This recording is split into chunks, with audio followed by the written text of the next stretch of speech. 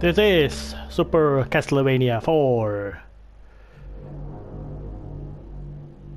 A game released 1991 to NES after 4 or maybe 5 Castlevania games, 3 on the NES and 1 on the Game Boy, or 2, didn't check the exact release dates. There's a graveyard and there's lightning and a bat, yep.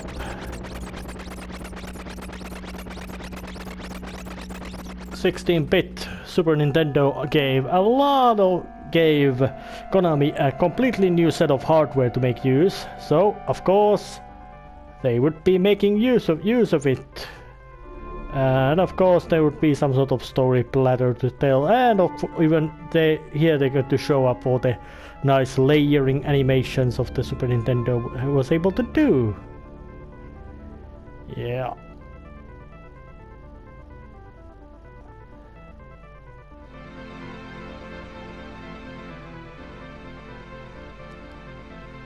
And interestingly enough, they had made 3 games at the NES, and they would all have been completely different stories. But this time was they would simply make Super Castlevania. That was occasionally named, but of course it was also known as Castlevania 4, and then now it's called Super Castlevania 4. But as much as story and what is happening is that it is a complete remake of the first Castlevania, with the basic plot of Simon Belmont stomping into Castlevania itself and tearing his head apart. AKA, one second. Well, that whip is the vampire killer. Yeah. And it should, well, knowing that when this was made, I think it was called Wallachia. And this happens something around 1400s. If I remember, something like 100 years or 100 to 200 years after Castlevania 3, which in a sense is the first or old Castlevania. So, but that would be it, all the basic things, but this is the anniversary collection, so I have features like save games available. No need to intros, let's just start the game.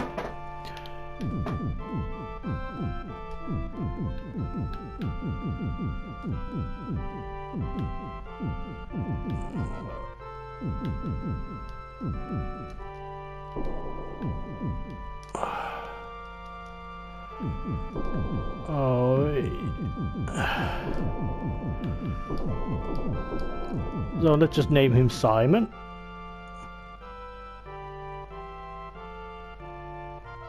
So Castlevania calls Simon Belmont wearing very unmasculine leather skirt. So let's just check the controls. I can walk, I can kneel, I can do crouch walk, which is a new. Simon can also maneuver in the air. And that's it, at least for now. And he can jump into the ladders, jump away from them, and use one button to actually throw the knife. So Konami upgraded the control scheme. And there's some chips to make it so you can go black, and a rising drawbridge, just to emphasize that you are gonna stomp inside Castlevania. Come on, get it, stay. I don't want to go there. And even moving background elements rising from the ground. So, and the dagger is not that particularly powerful weapon, and also it would give the so-called the whip spin move, allowing just hold the fire striking button and Simon can spin the whip around using the D-pad originally, or nowadays it can be analog stick or whatever. So, courtyard of the Castlevania, and there's also this kind of new thing called different layers of level. I couldn't normally. Simon could not have jumped over that pit, but going to the background, it can be. He can do it. So they added lots of, you could say, features, fancy trickery and fancy tricks and all that. And it's quite obvious that the dagger is perhaps the more, you could say, the worst sub-weapon of the Castlevania games in general. And also, in addition to wall meat, Simon can also nowadays has candle meat available and bats, which are dangerous, and of course they would be. So even at this introductory level, it has become very clear that the technical improvement at 16-bit platform was massive. Konami was really, they did not hold back when it was a matter of impressing the players with, what you could say, the best technical muscle they had at then available. 16 bits, much more lush stereo sound, with of course the Super Nintendo's own custom sound chip. If I remember right, that was actually designed by Yamaha. And nothing else. And the pot gives you a invulnerability which lasts only few fractions of a second, so it is not that useful. But Simon can just walks around and goes up the stairs. Use of the boomerang I think in a sense feels, and this was completely new. Ability to use whip as swinging posts. It is not that, you could say, fancy as in, you could say, like Bionic Commando, but it serves its purpose. And it is not that, you could say, plentifully used mechanic, so there's not much of, you could say, heavy swinging involved in the game, which is in a sense kind of nice, because platforming has never been much of a Castlevania, at least these platforming games are quite much of a knowing set pieces and how to react with them. And Simon can also do diagonal strikes with the famous vampire killer, which he now has been able to upgrade into a Morning Star whip, more powerful. So, but the first stage is of course very much introductory, and damn it,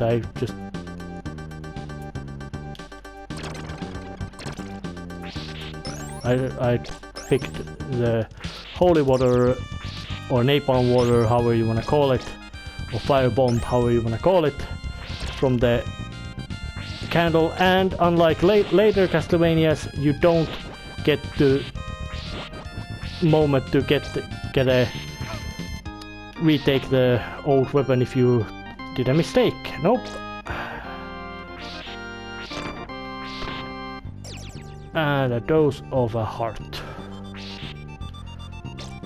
But so far, everything has been very much staple of the Castlevania.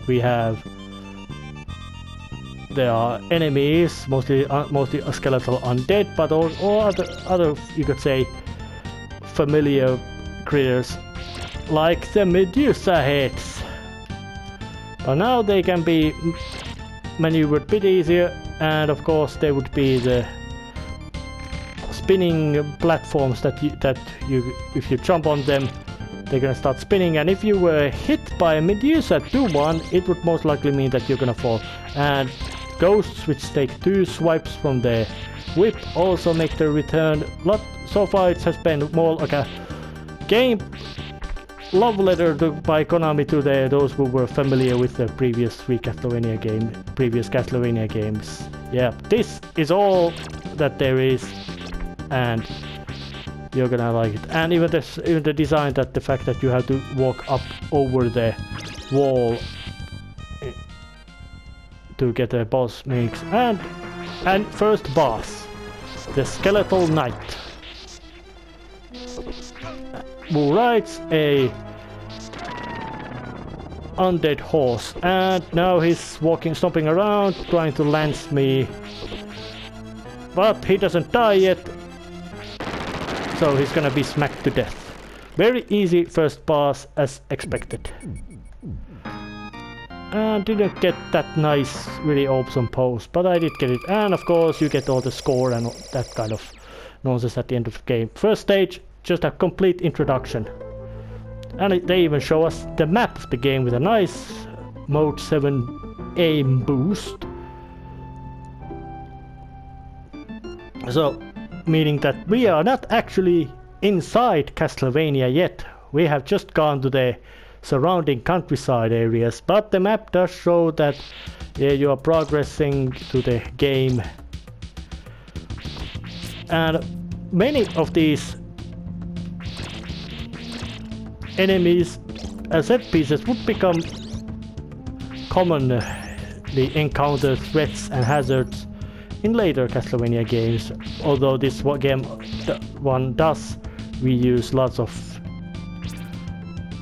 stylings and things from the previous earlier ones, of course, because when you have a franchise, you wanna make it sure that it's familiar to the audience. Super Mario Bros. 2 USA didn't even originally start as a Super Mario game, which explains why it didn't have anything familiar with. Well, it had the playable characters as familiar new things in the to the previous one, but nothing else. And well, that doesn't really matter because that game is good, and some of those things have reappeared in Mario games. And of course, Simon Belmont does not have spike immunity. He will dive to them, so it is very unwise to do so. And grass monsters and zombies stomping about. These grass monsters do have a quite nice little, you could say, transparency effect in them. But now the untreated, poorly maintained gardens are the area where Simon is now stomping around. There are birds, all kinds of scavengers, and the thorn weeds, which would later become major nuisance and pest, at least in the... Yep, many enemies in here in this game are... And even jumping, Simon can make use of the spinny whip thingy. I don't remember the exact name for that maneuver, but even just making use of the stopwatch, because... And what I found strange in Castlevania is that, yeah, it can be understood that skeleton arms with a big sword would do quite a nasty chunk of damage, but then a jumping frog or a bat, which are usually not that kind of, you could say, sturdy animals, cause an equal amount of damage. Or suicidal crow or raven is not that far-fetched, because those are quite big and heavy birds, and they can cause quite a lot of damage with their sharp claw and beaks, or sharp beak and claws. Well, I remember at least in one horror film a person was attacked suddenly by an evil bird, crow, and got her eyes torn off with appropriately jumpy editing and ugly looking makeup after the scene. But that would be another case. So, but the stage was nothing special, and we're gonna get a new boss, old familiar Medusa, and it didn't even end the stage. But now there's Castlevania 3 already had pushing water mechanic, So now they brought it forth, and there's even a transparency effect. So when it's a matter of, you could say, technical styling, Castlevania 4 did not... actually, if I remember right, Super Nintendo had... Capcom had only something like 2 Castlevania games in total. One of them was a conversion of arcade and PC Engine game. In the Super Nintendo it was known as Vampire's Kiss, but it's also known as Castlevania Dracula X, or whatever word you want to use it, which would be the prequel to Symphony of the Night. That would be that game's, you could say, main, you could say, call to fame. And that game would also, with its different versions, introduce the second, or you could say the second most known Belmont member of the Belmont family, and second member of the Belmont family who gets to star in his own anime. Although it has been made in America, it's still made with very much style of Japanese cartoons, so I would say, and of course being based on Konami's IP means that, yep, it's anime. Animation style and content and the source material really says that, yep. Although, if it's not made by in Japan, is it really anime then? But hey, Richter Belmont is quite much of a famous vampire hunter himself. And I've already gone through 2 stages. And defeated 2 bosses. And now I'm in the, you could say, but the basic design of the Castlevania 4 is extremely linear. There is no exploration. Stages work in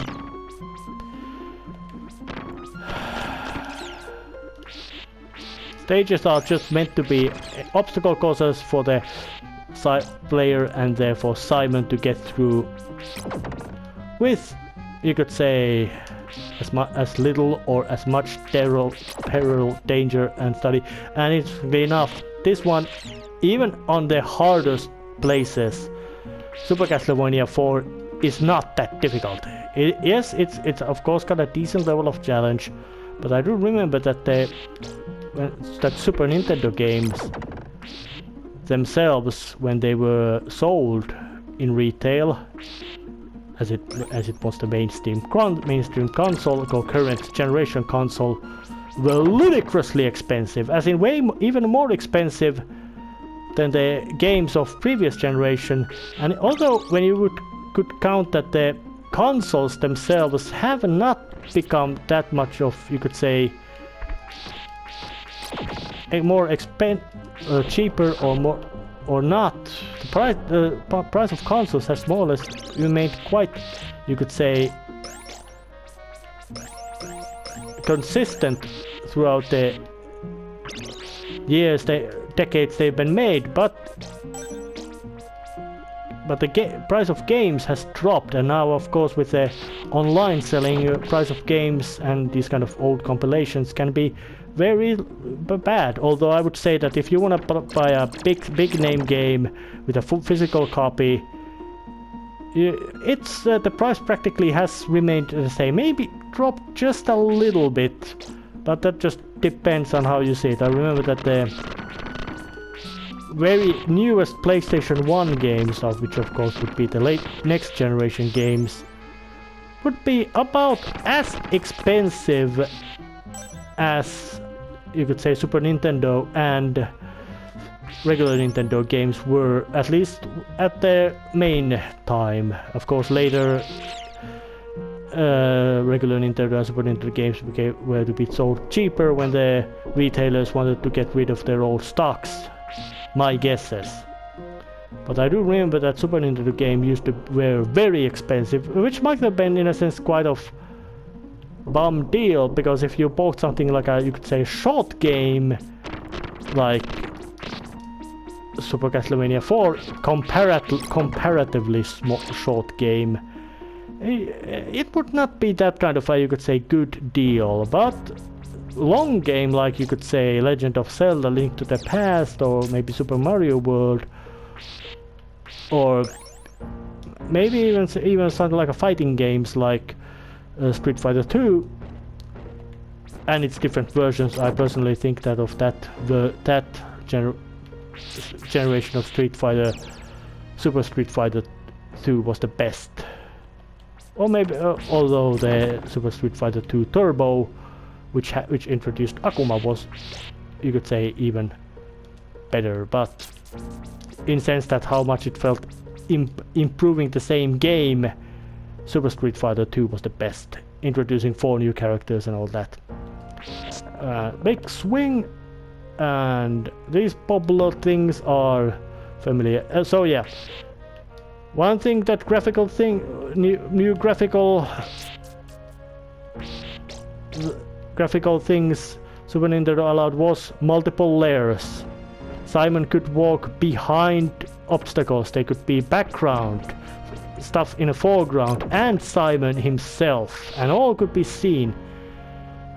And that was quite impressive technical feat for to achieve at that era. I remember that Sonic the Hedgehog, as debuting on Sega Genesis, aka Mega Drive in Europe, could not actually do real transparency effects, but they could do a little bit of a, you could say, technical sleight of hand by moving, cycling Sonic through the foreground and background, basically intentionally flickering the graphics in a manner which made it created an illusion that it was actually a transparent waterfall, even though it actually was not. But Super Nintendo did not need to use that kind of, you could say, technical sleight of hands. They could, all these transparencies, all the omnidirectional scrollings, even though NES games also had stages scrolling to all directions, but there was a little graphical problem with that kind of method of doing. But still going forward, and I have actually no idea what kind of stage this is, but it has mermen in it, and they have been pestering Simon ever since.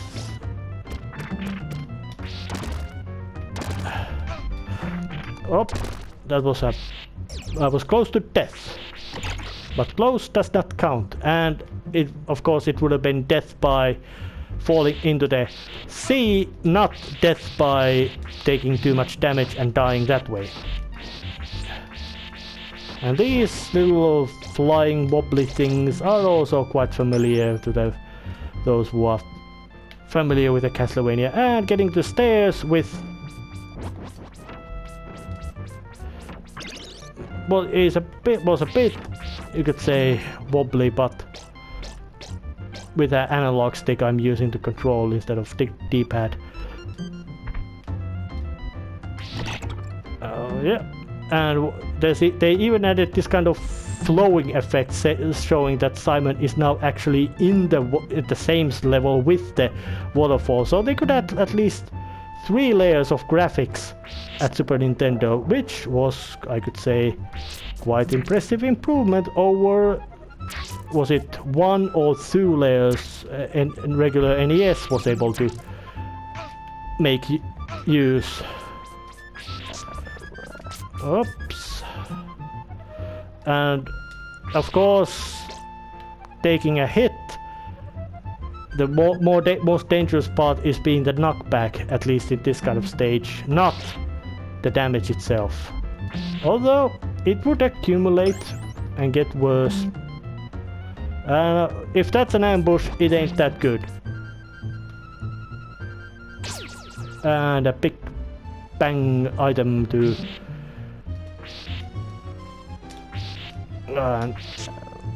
oops. Oops. Oops.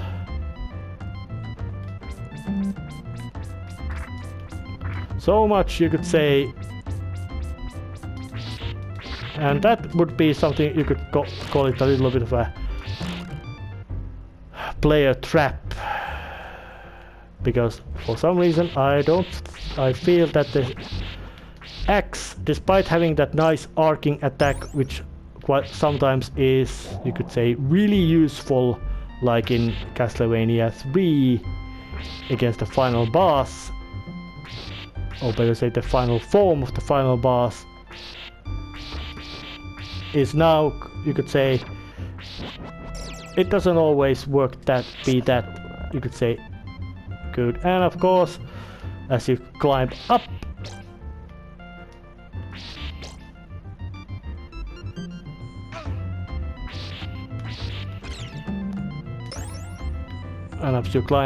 of course there would be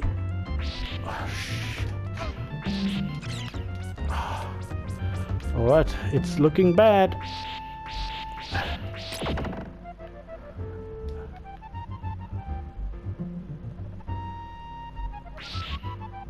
But luckily there was a little bit of mercy granted in form of piece of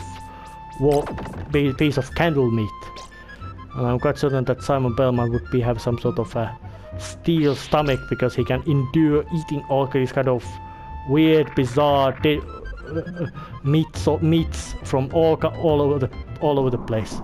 But now, oops, I have made myself a little of a, you could say, problem, because the boss fight is approaching. But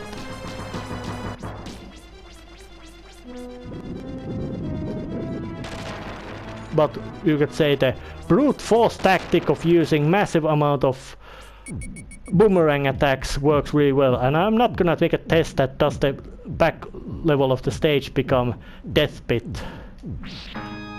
So I still couldn't get the item. But 3 stages have been defeated already without a single death so far, and it's gonna get just more and more difficult.